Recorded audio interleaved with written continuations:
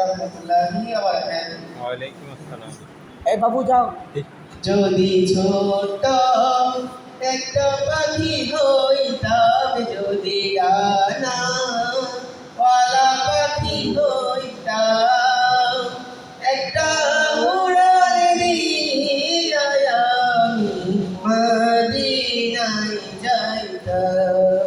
আইরে একটা উড়াল দিয়া আমি মদিনায় যাইতাম।